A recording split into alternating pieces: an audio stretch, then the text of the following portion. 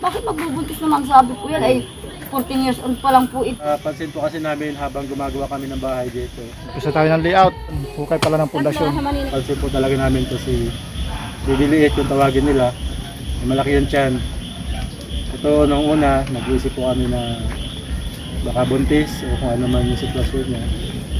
Kaya hindi lang po kami tatanong, pero dumating po yung punto na nagtanong kami. Tanong na po kami sa kanila kung anong sitwasyon yung Bibiliit. Bakit bigla sila pumubaba galing sa bundok at naiwan nila yung tatay nila doon.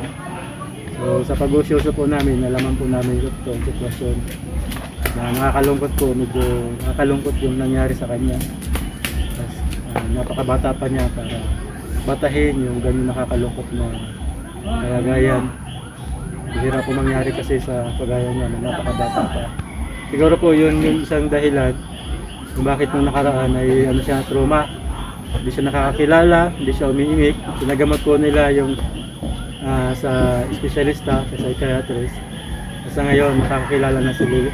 Nakikilala mo na kayo, Bibi, ano? Ayan. Natin, hindi po niya kami kilala, mga kawild. Nakalimutan niya kami na kami yung dati nung pumunta sa kanila. So ngayon, nung mapagamot siya, marami siyang gamot na ininom. Ano natin? Napakarami. Daming-dami po. Marami po siya ininom na gamot para sa utak. May pampatulog, may pampakalma, may antidepressant, may utak, may vitamins. Ngayon po, bumuti na yung kalagayan niya. Pero ano po nangyari? Paano po niyo nalaman yung sitwasyon ng tiyan niya? Sino po nagsabi sa inyo? Yung doktor po Yung na doktor. umaano daw po, mayroon daw po nakita sa inyo parang style. Ano po sa may mattress niya, parang buko. Parang bukol. Ayan. Kailangan daw po ultrasound ito. So doon niyo po nalaman na may bukol sa tiyan. So pumunta na po pala kayo sa UBI. Opo. Ano po ang sabi ng UBI? Sabi daw po sa akin, kailangan daw po ultrasoundin po ito. At para daw po makita mo siya. At nung una po, nag-ultrasound po ito, medyo malabo. Ay ngayon po, ultrasoundin po ito. Medyo malabo po pero nakikita po yung bukol. Opo. Tapos ano pa po, kung madadala pa daw po sa gamot. Sa gamot para lumit yung bukol. Bukol po sa mattress. Ewan ko nga po kung bakit yung saan po nakakuha ng bata. Okay, may mga sitwasyon po talaga na ganyan po, nagkakaroon po ng bukol sa mattress. Nalala ko nun yung kay Jessica Soho, yung 17 years old na nagbuntis, na sinasabi nila na ang pinagbubuntis ay isda, kay Jessica Soho. Pero nung basahin talaga po ng doktor, hindi isda yung pinagbubuntis, kundi bukol, 17 years old, bukol sa tiyan. Karit na po yung sitwasyon. Nung pumunta kami kawal, unang punta pa lang namin, hindi lang kami umimik. Kasi siyempre may mga bagay na di kami pilimit naman. Napansin talaga na malaki yun siya. Sabi naman niya, dahil malakas lang kumain. Pero yun, dahil sa pagpapagamot, nalaman napansin ng doktor na nakakaiba sa tiyan niya. Pinag-ultrasound. Napansin ko pala may bukol, pero medyo malabo po. Sabi po nga po ng ibang tao, ano anya yung anak mo ate, buntis yata sa po. Opo. Bakit magbubuntis naman? Sabi po yan, ay 14 years old pa lang po ito. Wala naman po siya kung siyang shoot o anumang bagay. Bakit magbubuntis? Saka lagi man kayo kasama. Bakit anak pinalaki ang tiyan mo? Ano kaya? Sabi ko, nag-iisip na nga po ako na hindi maganda sa kanya. Baka sabi ko po ito na nadiskrasya o buntis na o ano. Tatanong ko kayo sa Po, kanya. sabi ko, anak ko ano? May ano ka na, boyfriend ka na. Walaan niya mama. Wala bang gumawa sa'yo na masama? Wala naman. Kasi ito mga kawad, talaga yun ang unang maiisip ng tao. Nung pagdating nga daw nila dito, yun din ang sinasabi ng mga kapatid. Opo, yung mga Parang kapatid buntis ko siya. nagsasabi, ay, ate, buntis yata niya anak mo.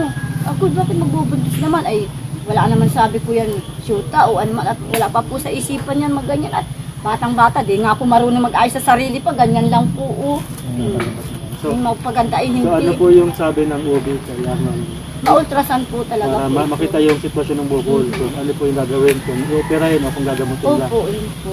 Pero, yun po, babalik kayo para Pa-ultrasound. ulit. Titingnan pa po utro yan kung ano po problema po talaga. Mga 2 buwan po siyang hindi nakakakain nun. Parang wala po siya sa sarili niya. Siya na po yun yung nawala sa sarili. Na hindi niya kayo Opo. nakilala minsan, tapos hindi niya nakilala ibang tao. Pero ngayon po, nakapagamot niyo na siya, bumalik na ulit yung Dati po, memorya niya. Oo, dati po niyang bumalik na. Yung una, nawalan siya ng memorya, trauma dahil sa may masamang tao gumawa sa kanya, na dahilan ng paglaki ng tiyan niya. Yun po yung talaga iniisip na. Kaya lagi ko siyang tinatanong nung kinausap kung may gumawa ba ng magawa sa kanya. Wala naman po sinasagot, puro gano'n na lang po, puro gano'n. Doon nga po ako nagtataka, ay kung ano na pong gagawin ko dito sa batang ito. Isip ko ng isip, gabi-gabi, araw-araw, laman ng utak ko, lagi siya at Hindi mo lagi siya ganito. tinatanong. Tinatanong ko po, ang Ano sabi sinasabi niya, niya? wala naman po siyang sinasagot, puro piil. So ngayon po, Ngayon po, tinatanong ko po, wala man sinasabi. so ngayon ate, kailan po kayo babalik ulit sa OB? Ano po, sa Biyernes po. So ultrasound ulit. Ultrasound Para makita po. kung operahin o gagamot Opo, o opo. dadaanin nila sa gamot. Nalala ko po, nagbigay po kami sa inyong 2,000. Ano po? Po, binili ko po Galing- ng gamot niya. Gamot niya. Mhm. Kasi nga gusto namin mapacheck up. Galing po kay Ma'am Chari na nagbigay po para mapasuri po ito si Liit. Yun, naipasuri niyo po. Ngayon, nalaman niyo na po niya. Opo, naato na nga po. Yun Oh. po yung result. Naato na po ang Salamat po, Ma'am resulta po Chari. ng pag-ano po sa kanya. Ng doktor, kailangan ko po itong dalayin sa Biyernes po. Oh, para ma-ultrasound po ito. Ultrasound na naman. Tapos malaman kung gagamutin siya o operahan. Opo, ito po. Binigyan po ba kayo ng ideya na baka kailangan operahin?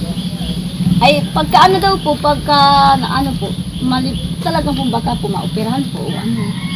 Pag na-ultrasound po at nakita po ang ano ng Tapos sitwasyon, ayan. ma-opera Ngayon po ate, po. basta pakiramdam mo bibili eh. Kamusta ka? Okay ka lang? Hindi ka ba nalulungkot? Natatakot? Hindi ka naman natatakot? Ha? Pero alam mo, mayroon kang kailangan ka ipagamot. Alam mo yun. Nanalangin ka lang lagi ha. Sabi nga po niya sa akin, Mama, baka mamatrukan na naman ako, ang sakit. Dapat nasa sa turok po. Ayaw po na niya yun. Sana madala pa sa gamot. Ano po. At doon nga po pala mga kawal, maraming salamat po Ma'am Chari. At yung gusto pa pong tumulong sa pagpapagamot dito sa Liit, alam po namin na hindi madaling gamutan po yung proseso na yon. I-update po namin kayo. Kung gusto pong tumulong, comment na lang po dyan sa nakapin na comment sa baba. At ngayon po, para makapag-check up kayo. Maraming salamat po sa tulong po. Ayan. Maraming salamat po. Maraming salamat din po Sana sa inyo. makatulong sa inyo natin. Pero hanap po natin lahat kung mabilis ng paggaling. Ano po. Alam po namin, kulang na kulang ito sa pagpapagamot. Sana po mga kawal, may mga sponsor na gusto po makatulong. I-update po namin kayo sa kung ano po yung susunod na pagsusuri. Kung operahin o kung inom ng gamot. At kung gusto pong tumulong, comment na lang po kayo sa baba. Nalulungkot ka ba sa kalagayan niya?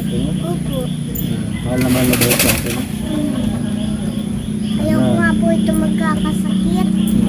Mental development po nito ng video na kawal medyo late. Kaya sinisikap naman ni Ate Ariel na gawin yung lahat para may paggamot sa video. Maraming